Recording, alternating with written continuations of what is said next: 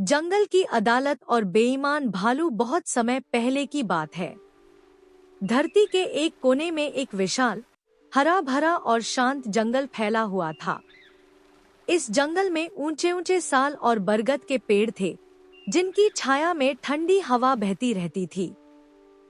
जंगल के बीचों बीच एक स्वच्छ नदी बहती थी, जिसके किनारे रंग बिरंगे फूल खिले रहते थे। पक्षियों की चहचहाहट और पत्तों की सरसराहट मिलकर ऐसा संगीत रचती थी, मानो प्रकृति स्वयं गीत गा रही हो।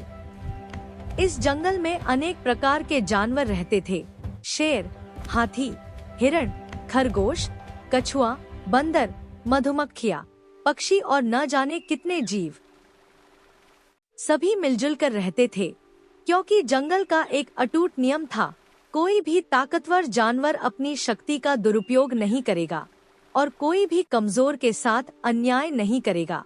इस नियम की रक्षा के लिए जंगल का राजा शेर था। वह ताकतवर तो था ही, साथ ही न्यायप्रिय भी था। उसकी सहायता के लिए बुद्धिमान उल्लू न्याय के मामलों को देखता था और हाथी मंत्री के रूप में सभी व्यवस्थाएं संभालता था। लेकिन हर जगह, हर समाज में एक ऐसा प्राणी होता है जो नियमों की परवाह नहीं करता। इस जंगल में वह प्राणी था भालू। भालू बहुत बड़ा और ताकतवर था। उसके भारी शरीर और तेज पंजों को देखकर छोटे जानवर उससे डरते थे। ऊपर से वह मीठी मीठी बातें करता, सबके सामने खुद को बहुत नेक और मददगार दिखाता। वह अक्सर कहता, मैं तो सबकी भलाई चाहता हूँ। मैं जंगल का सबसे ईमानदार जानवर हूँ। लेकिन यह सब केवल दिखावा था। असल में भालू बेईमान, लालची और स्वार्थी था। वह अपनी ताकत का इस्तेमाल कमजोर जानवरों को डराने और उनका सामान छीनने में करता था। एक दिन मधुमक्खियों ने बड़ी मेहनत से शहद इकट्ठा किया। वह शहद सिर्फ उनके लिए नहीं था, बल्कि जंगल के बुजुर्ग जानवरों और बीमार जीवों के लिए भी रखा गया था। मधुमक्खियों ने खुशी खुशी छत्ते भर दिए और सोने चली गई। रात के अंधेरे में भालू चुपके से आया। उसने चारों ओर देखा, फिर अपने बड़े पंजों से छत्तों को तोड़ दिया और सारा शहद खा गया। सुबह जब मधुमक्खियां उठीं और खाली छत्ते देखे, तो वे रो पड़ी।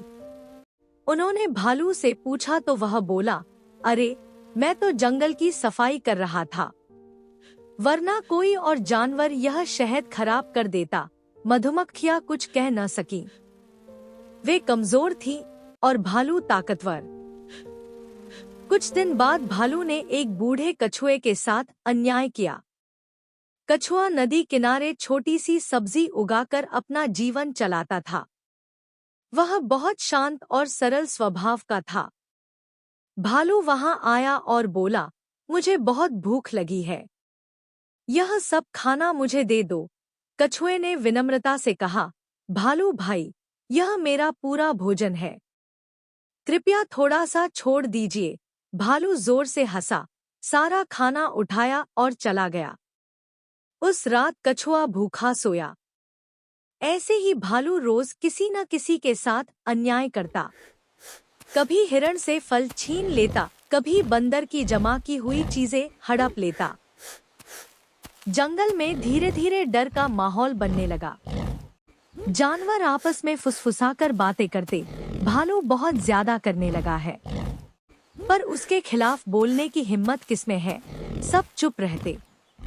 लेकिन जंगल में एक ऐसा प्राणी था जो सब कुछ देख रहा था, बुद्धिमान उल्लू। उल्लू रात में उड़ता और दिन में सोचता। उसने तय कर लिया था कि अगर अन्याय को अभी नहीं रोका गया, तो जंगल का संतुलन बिगड़ जाएगा। एक दिन उल्लू राजा शेर के पास गया। उसने सारी बातें विस्तार से बताईं। शेर गंभीर हो गया। उसने कहा, अगर ये सच है, तो जंगल में न्याय होना ही चाहिए। शेर ने तुरंत आदेश दिया, जंगल की अदालत बुलाई जाए। अगले दिन पूरे जंगल में ढोल बजा दिए गए। घोषणा हुई, जिसके साथ अन्याय हुआ है, वह कल अदालत में आए।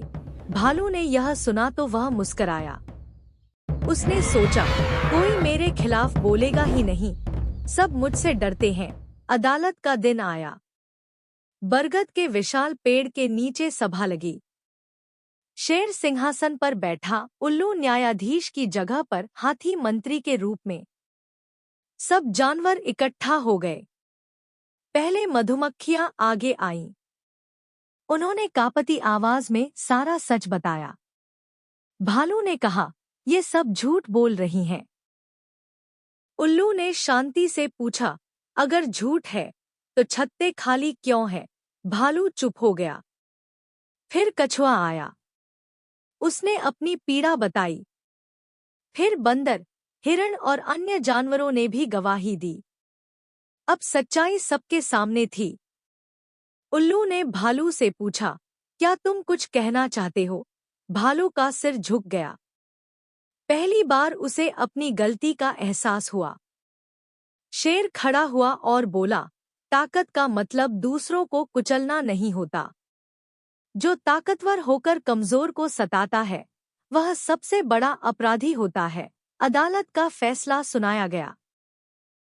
भालू सभी से माफी मांगेगा, जो नुकसान उसने किया उसकी भरपाई करेगा और कुछ समय तक जंगल की सेवा करेगा। भालू रो पड़ा।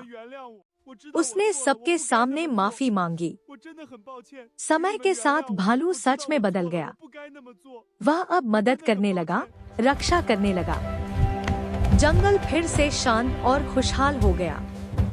कहानी की सीख, मॉरल, अन्याय चाहे जितना भी ताकतवर हो, न्याय एक दिन जरूर आता है। ताकत तभी अच्छी है जब उसके साथ ईमानदारी हो। सच्चाई दब सकती है, लेकिन खत्म नहीं होती।